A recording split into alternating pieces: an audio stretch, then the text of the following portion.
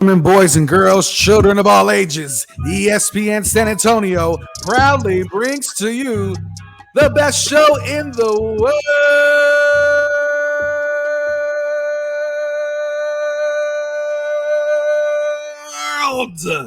This is Down for the Count. I'm your man, Brandon Big Poppy Medina, and that right there, ladies and gentlemen, that is the dangerous one, Mr. Dangerous Dan Cialana. How you doing, brother? Doing okay. C plus, maybe B minus. We have a short show today. Yes. And as James Pledger reminded me before the show, it's not the size of the show that matters. It's what you do with it. So, and actually, by the way, half-hour show tonight because we got to break away for Tech basketball. I looked it up, and half hour is a perfectly average show time. People are used to longer show times because they're just, the internet and everything. But half hour before the internet was a perfectly acceptable show size. It absolutely was, Dan, and I think we still live in those times. However, we're talking about wrestling. We're talking about some WWE, AEW, and we are also talking about some NXT, some big stuff going on, Dan. But before we get into that, let's talk a little bit about AEW Revolution. This pay-per-view. AEW Revolution. This pay-per-view sets the world on fire for a lot of good and one bad that will forever stand the test of wrestling time. Dan, break it down for us, please. Well, hold on. See. Okay, Pledger, you notice how quickly Brandon is moving through this segment. Because there's an elephant in the room we have to discuss. There's no elephant. So, as you know, Pledger, the greatest streak in the history of wrestling is not the Undertaker's WrestleMania undefeated streak. The greatest streak in the history of wrestling is Brandon Medina's refusal to pay for pay-per-views and to watch by illegal means. Look at him on Facebook right now. Look at him on Twitter. He is so proud of his stealing. I hope you got malware. I hope whatever weird Russian VPN you went on, I hope they put malware in your computer. I hope you will be the victim of identity theft because you deserve it. Gracious. I support wrestling. I paid $50 for AEW Revolution. Brandon Medina wants to steal from independent wrestlers. He spits in the face of every wrestler we've ever had on this show. Whoa. That is the truth. That's it. Whoa. Don't wish that on him. What's He's that? on the computer. We got to finish this show. I'm sorry. That's right. He's proud of himself, Pledger. He is proud of his dysfunction. He is proud of his theft. Would you not be? Maybe. I will say paid for it. I mean, if I was as good at that as he is, that's like being a pro wrestler. Hey, only so many people are so good at that, and we're in the midst of greatness here. I paid for the pay-per-view, Brandon, and you know how much I get paid around here, and I paid for it, okay? I'm gonna have to work for another month. I get it, Dan. And listen, I want to let you know that was an incredible promo you just did. Nice little pipe bomb here on ESPN San Antonio. However, Dan, there's more later, trust me. However, Dan, this is a pay-per-view that I definitely was excited for. I did watch by any means necessary. But also this pay-per-view, Dan, like we talked about, absolutely blew the minds of a lot of people. We got to see some hardcore matches, some just good old wrestling. But the ending, Dan Cialana, the ending has been what's stuck in people's minds. The ending is what's stuck on Twitter, on Facebook. It's an ending like no other that we have not seen. It was embarrassing. And Dan, what was your initial reaction to the exploding barbed wire death match? I'm trying to just, pull it up here on my computer, Brandon. I don't know if you could hear me, but if you can try to maybe pull it up on your laptop. My laptop's a little slow here. You can find it on YouTube or Twitter if you can. I want to try to show everybody, and I want to show Pledger, or at least we could describe the end of this exploding barbed wire match, AEW Revolution, last Sunday, because we had so much lead up, right, Brandon? There's so much hype. But then what happens? What happens? That hype is diminished into sprinkles of fireworks, into sprinkles of very bad explosives, Dan Cialana. After prom night. Not only that, Dan, this was a great success. This match was incredible, and that ending is what is going to stick in the minds of so many fans because of how cheap looking it was, how half-assed it felt. The ending itself was going to be such an incredible, long-lasting, photo framed memory for a lot of wrestlers, with Eddie Kingston covering Jon Moxley. And if you've watched Japanese exploding death matches, the ring almost like explodes. Like you've seen those, Dan, where it's just like everything around there's this huge explosion. It looks dangerous for the crowd. Yeah, like, so literally people in the front rows taking cover, like legit, so they don't die. So that's what Scary I'm saying. stuff. Obviously, they're not going to go that hard or that heavy, but why not? Dan, do you think take it all out? Do you think this was something that AEW will regret down the line, or is it one of those things where it's happened, we'll get over it, on to the next thing? Honestly, I heard some people say, oh, the AEW jumped the shark with that dud explosion at the end of Revolution. I think that's absolute nonsense. It was a tech mistake. It wasn't a moral failing. It wasn't bad booking. It was literally the technology failing. You and I have experienced that many times here in the last year, dealing with COVID and technology and streaming and everything. So it's like, okay, it's one thing to have a bad show or to have bad content, but okay, if the tech goes down, okay, it happens. So it's sad that people are just probably going to remember the end of that show, the end of that match, and not remember the story of that match of Moxley versus Kenny Omega, and not remember the violence and the story that they told with their bodies and the bleeding and everything. They're just going to remember the dud explosion at the end. And to AEW's credit, Brandon, on Wednesday night on TNT, when they talked about the match, when Kenny Omega came out there with Don Callis, they kind of made fun of themselves. They go, oh yeah, that's kind of what we wanted to happen. We knew it would be a dud. It was kind of like a tongue-in-cheek sort of nod to the audience saying, hey, listen, we're not going to just try to pretend that didn't happen. I think it's fine. I think it's going to be in the highlight reel of botches. It's like Botchamania forever. Yep. But I don't think it diminishes too much the overall quality of that pay-per-view, AEW Revolution, from last Sunday night. I agree, Dan. And I think one thing to be very proud of as an AEW fan and as a company, the Sting Darby Allin backstage brawl match, I loved it. Was very well done. I mean, very well done. It made Sting look just as badass as the old days. Do you think, Dan, this is going to be kind of the move moving forward with a lot of these wrestlers way past their prime? Is it going to be more of cinema matches and not as much wrestling matches traditionally? I think so. And I know some people didn't like the idea that the street fight actually had a ring. So part of the street fight in that old warehouse had a ring in it. And so Sting was actually in the ring, which I was surprised to see. And I think that was kind of important for Sting to have some wrestling moves in a ring so people wouldn't just write him off as, okay, well, he can't even get in the ring anymore. Like he shows, no, I can still go. So that was cool. I loved that street fight. I thought it looked so damn cool. It looked like an action movie, a horror movie all in one. Cinematic matches, if you do too much of them, it's like they kind of start looking the same, but I just love the look of it and the feel of it. And I even enjoyed the commentators, like doing the live commentary of the match.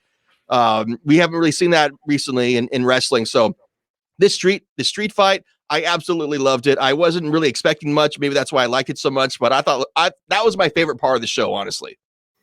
Okay, yeah, I completely think that you're on the right track. I wouldn't say my favorite part. I still think the exploding barbed wire death match was great, even though the dud fireworks had some effect to it. But I will agree with you that Sting and the way they made him look in the cinematic, more movie-based match was really, really well done. Obviously, WWE has set the tone with the Undertaker matches they've done in the past.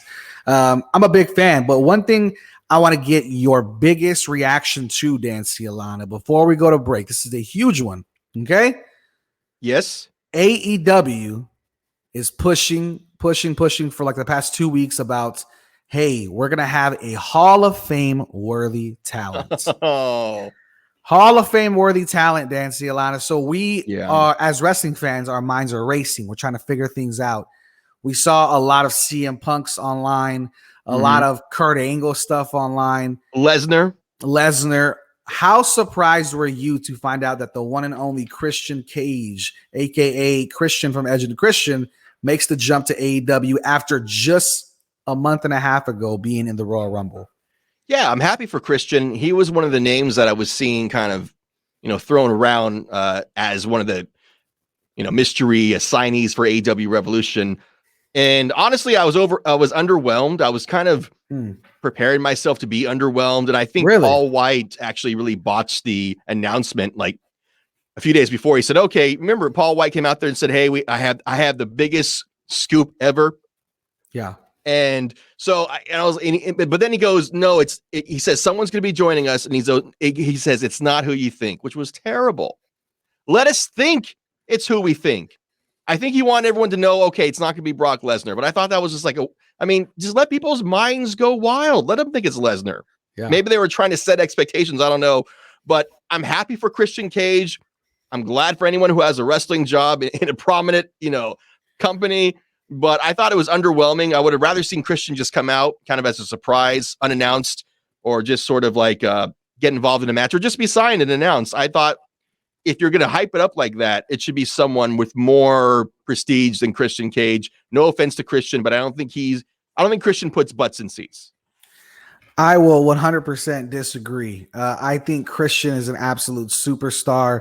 The wrestling world loves the idea of, the peeps like Christian always does. He has his little posse of like people in the crowds.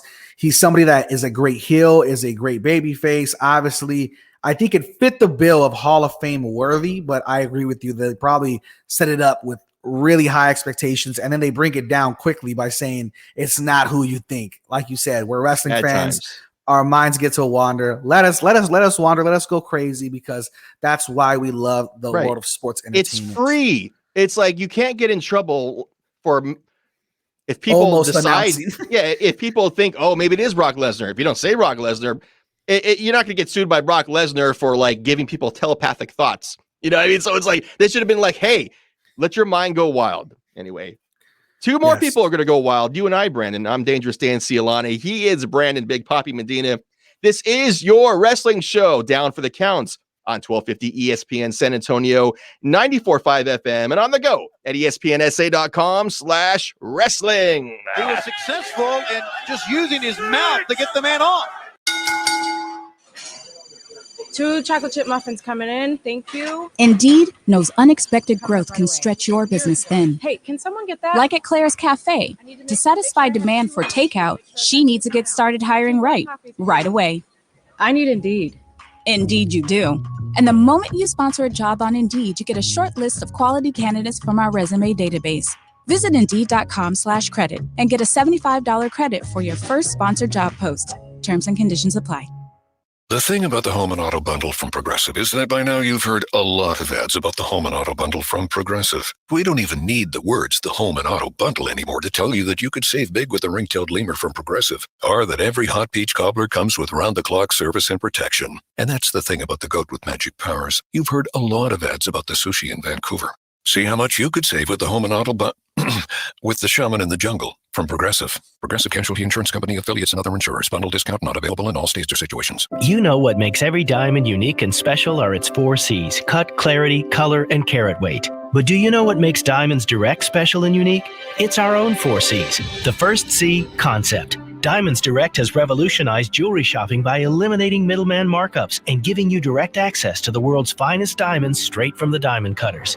The second C, choice. Diamonds Direct's multi-million-dollar selection of precious diamonds is unparalleled. And with over 4,000 designer settings to choose from, you are empowered to make a decision that works for your style and taste. The third C, confidence. With a nationwide price guarantee, free lifetime warranty, our unique 110% diamond upgrade policy, and our no-pressure, no-risk environment, you have total peace of mind. And the fourth C, community. Every year we partner with local charities and nonprofits with significant donations of time, money, and jewelry to make this a better place for everyone. Diamonds Direct, as unique, special, and rare as every diamond in our showcase. Official jeweler of the Dallas Cowboys at the shops at Lock Ontario. Hello, I'm Mike Lindell, inventor of MyPillow. For a limited time, you can get a queen-size premium MyPillow for the lowest price ever. Regularly $69.98, now only $29.98. You can adjust MyPillow's patented fill so you have the exact support you need regardless of your sleep position. It comes with a 10-year warranty. It's washable and dryable so it stays healthy, and it's 100% made in the USA. I'm also going to give you deep discounts on all my MyPillow products, including my Giza Dream bed sheets, my mattress toppers, bath towels, and so much more. That's $29.98 for a queen-size premium MyPillow, the lowest price ever, and deep discounts on all my MyPillow products. Go to MyPillow.com and click on the radio listeners square and use promo code SKY, SKY, for this amazing special, or call 800-635-1825 and use promo code SKY. I'm not here to hide my talents. In fact, my talents are hidden behind the opinion of others. But why not just let me go? Just let me go and see what happens. Why does it always have to be the same old, same old? You know, I packed up my life. I moved across the world. I set up in a completely different country with not much of a support system to chase this dream. To what? To get stuck in the locker room watching other women do what I do better than 98% of them. And the other 2%, well, I'd sure as hell give them a run for their money. It actually hurts. When you know deep in your soul you are destined to be where you are, striving for what you feel you deserve. No, my potential haunts me. When you're striving for something that you feel you really deserve,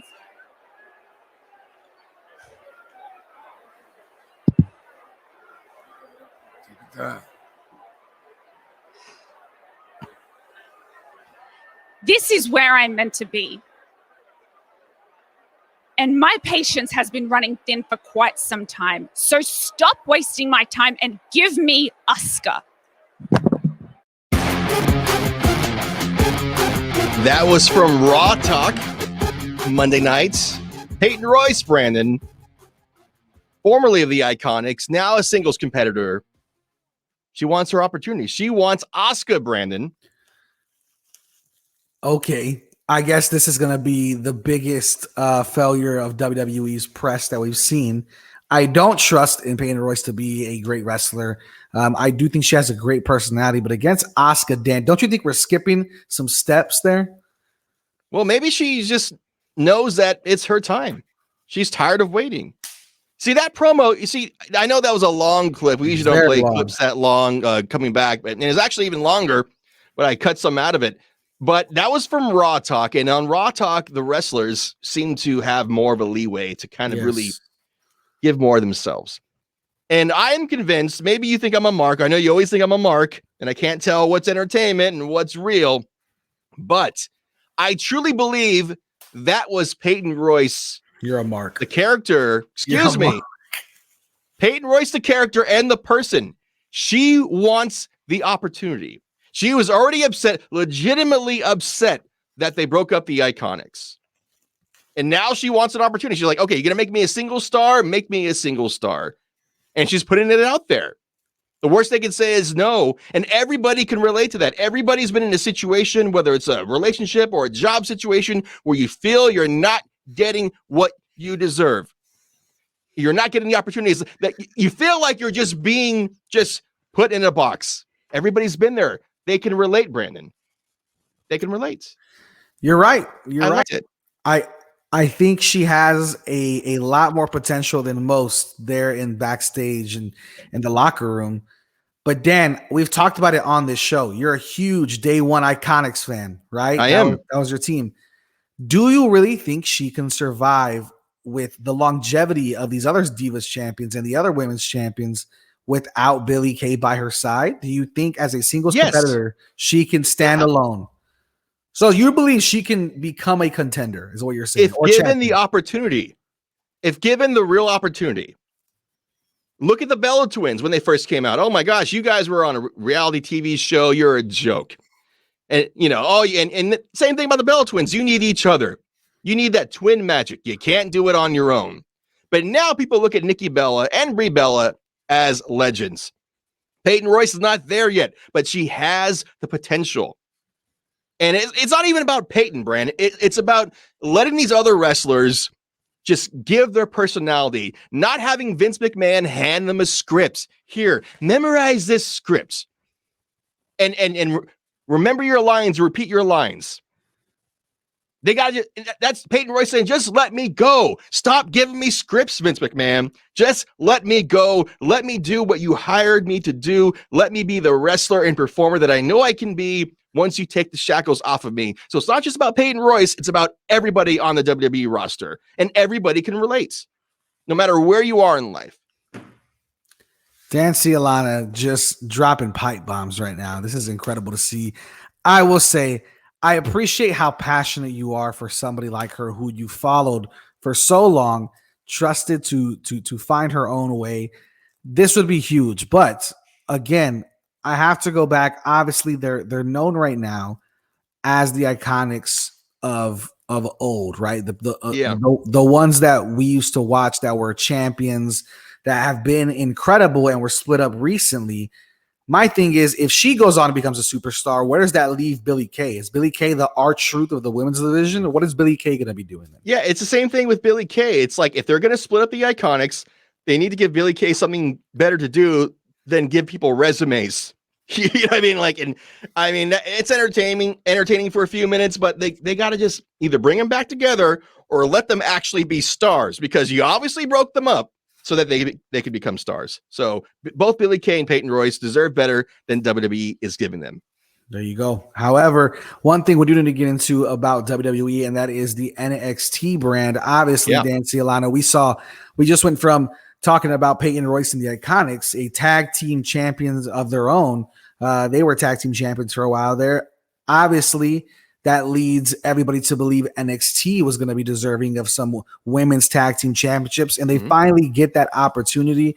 Dan, is this a long time coming, or is this another battle, another struggle of too many championships to follow, too many championships to try to piece together for pay-per-views? Where does this fall? Are you excited, or is it just too much already?